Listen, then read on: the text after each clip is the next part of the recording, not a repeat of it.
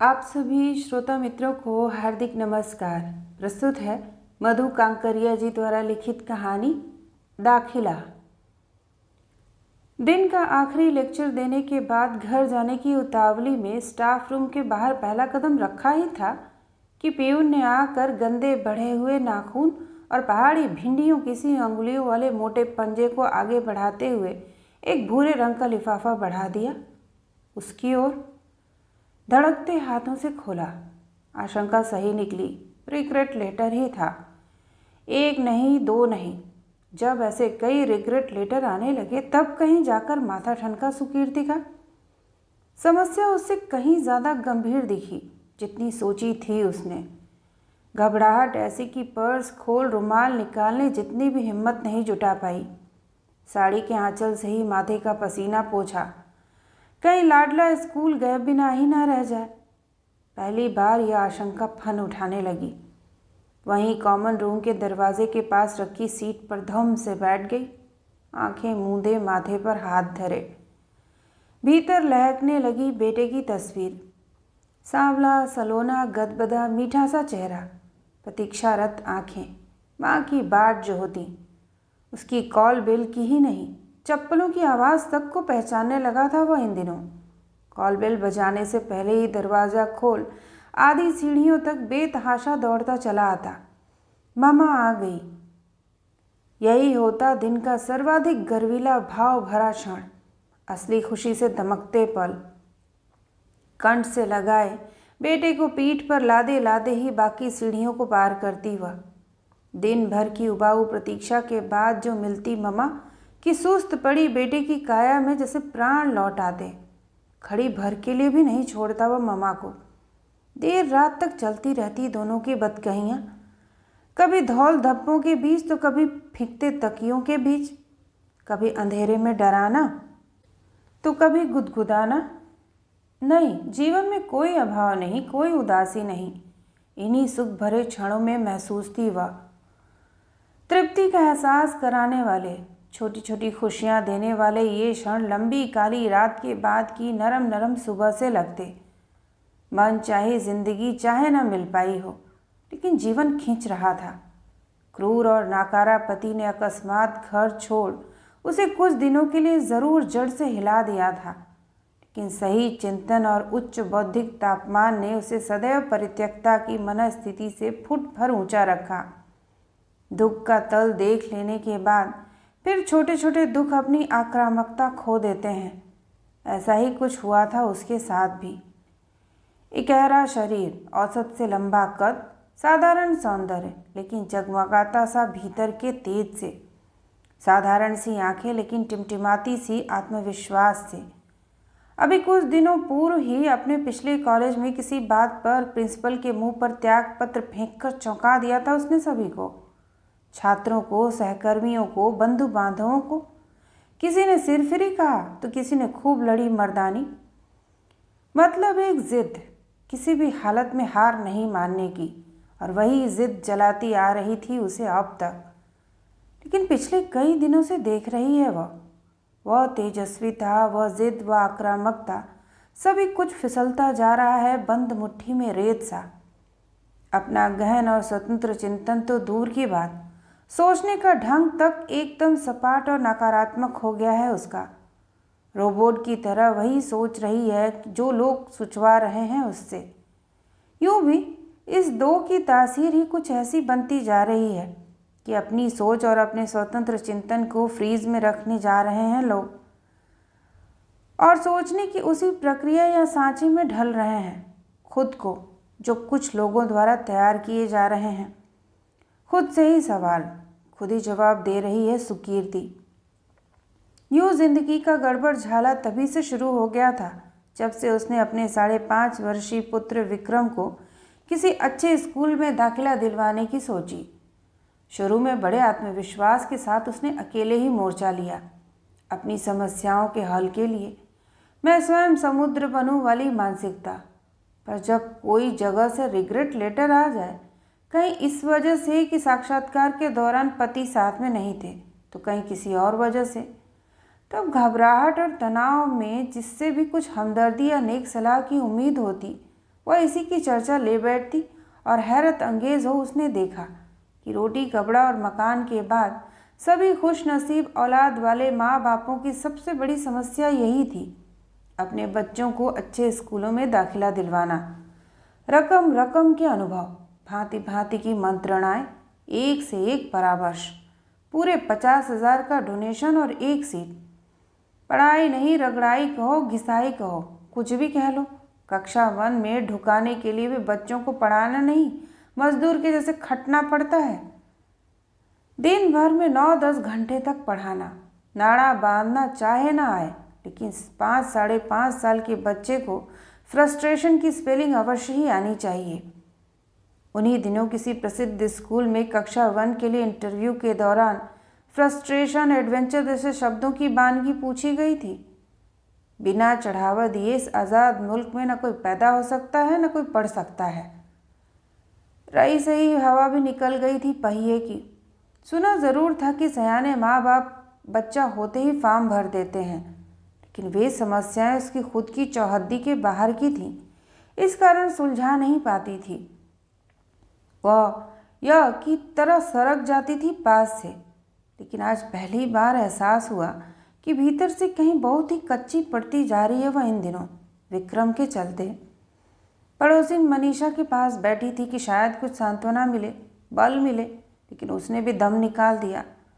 बाप रे, 1/4 कमाई और आधा समय तो बच्चे को पढ़ाने में निकल जाता है, इसी के चलते तो दूसरे का चांस ही नहीं लिया। सोते जागते स्कूल ही नज़र आते उसे।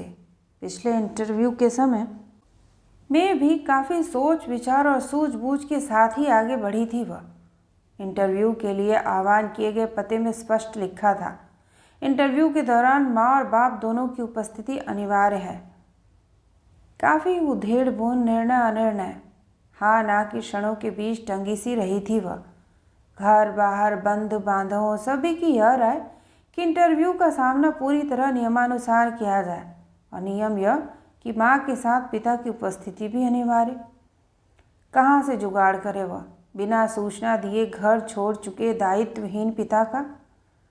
बहुत चाहा उसने कि इंटरव्यू के पूर्व ही मिल ले प्रिंसिपल से, जिसमें अपनी स्थिति वह रख सके उनके समक्ष, लेकिन इन स्कूलों के प्रिंसिपल के रूम का दरवाज़ा जैसे ठाकुर जी का कपाट, जो बंद होता तो ठीक इंटरव्यू के दिन ही खुलता।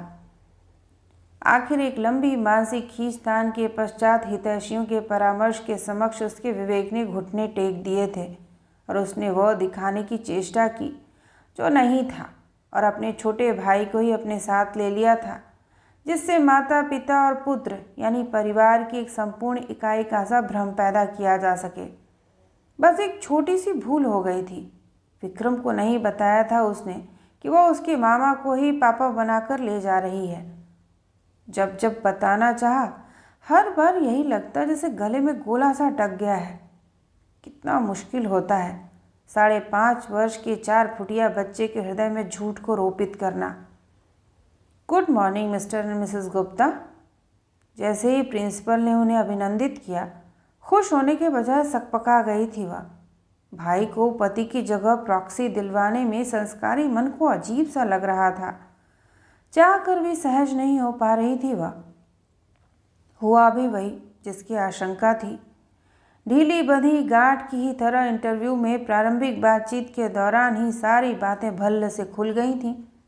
विक्रम ने ही कह दिया था, my uncle teaches me every day, अर्थात मेरे अंकल मामा मुझे रोज़ पढ़ाते हैं। Uncle, why not father? मामा, पिता क्यों नहीं? Father doesn't stay with us, पिता हमारे साथ नहीं रहते। क्या? और बेधती निगाहों से जब ताका प्रिंसिपल ने उसकी ओर तो एकदम से गड़बड़ा गई थी वह। हलक में कांटे से उगाए थे, ललाट पर ढेर सारा पसीना चुहचुहाने लगा था। तेजस्वी और आक्रामक व्यक्तित्व झूठ की चादर यूं उधड़ जाने के कारण फुस्स सा रह गया था। लोगों के बीच कपड़ा उधड़ जाने की सी अनुभूति होने लगी थी।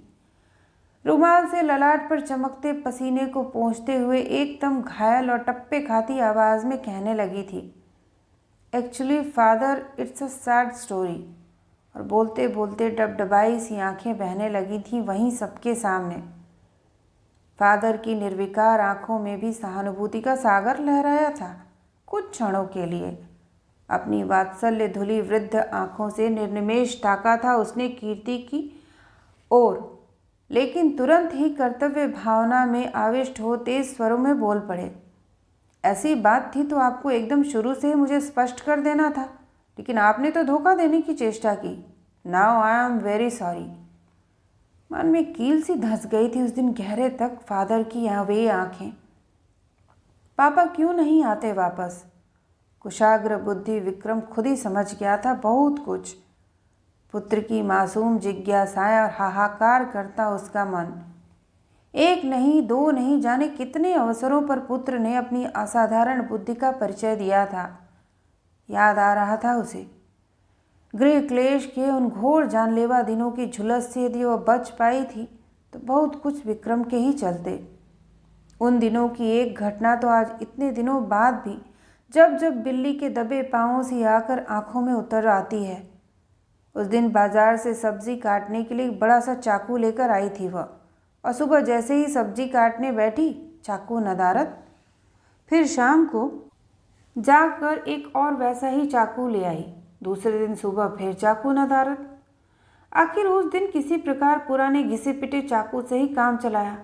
शाम को इस बार बड़ा चाकू मिला नहीं, लिहाजा छोटा चाकू भी खरीदा। बात आई गई हो गई।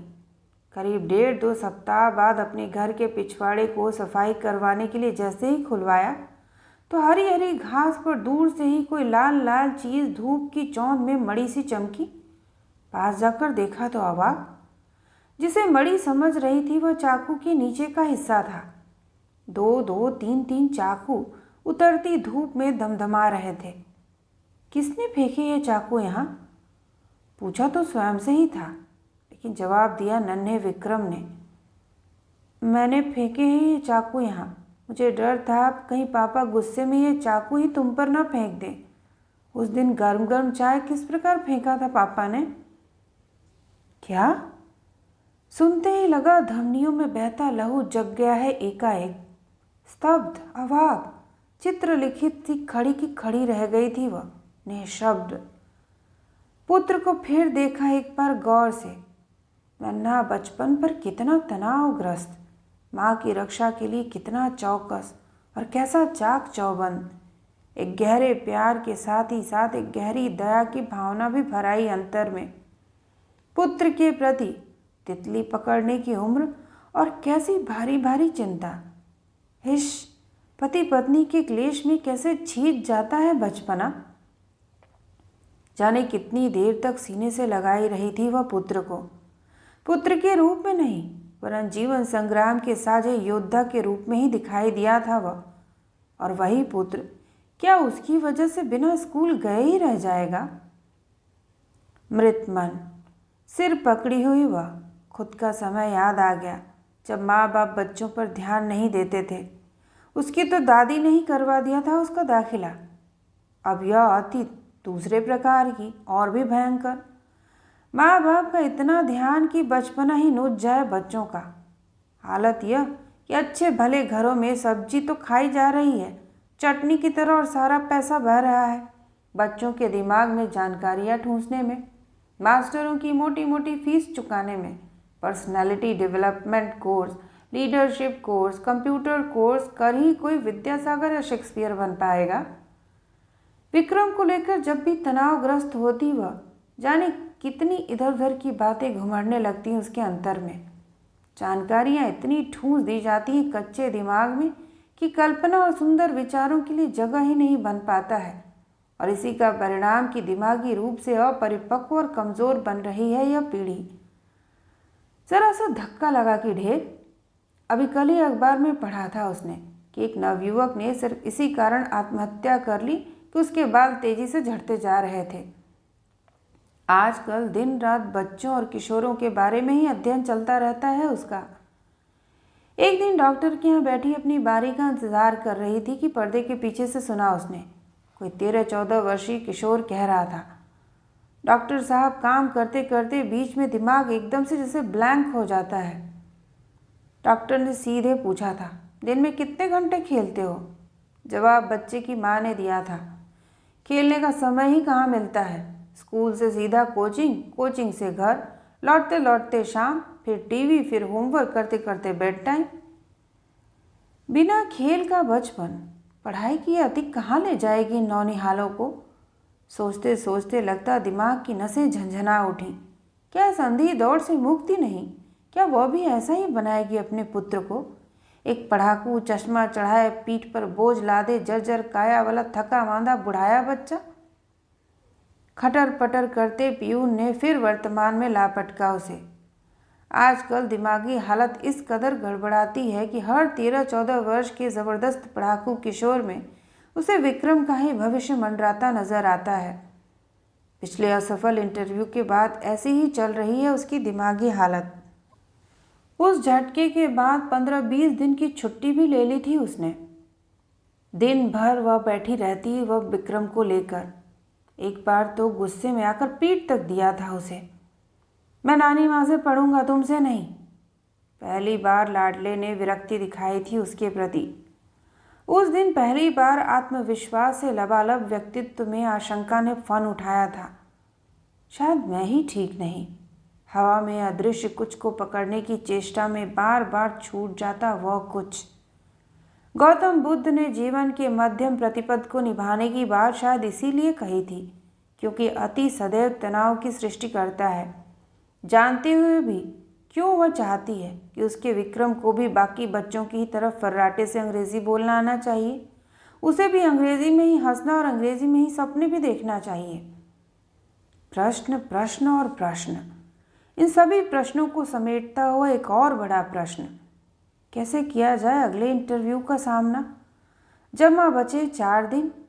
पिछले इंटरव्यू में तो भाई को पति की जगह स्थानापन्न करके ले गई थी। अगले इंटरव्यू के लिए क्या करे वह, किसे ले जाए? और बार बार कि इस झूठ सच का क्या असर पड़ेगा विक्रम पर भी।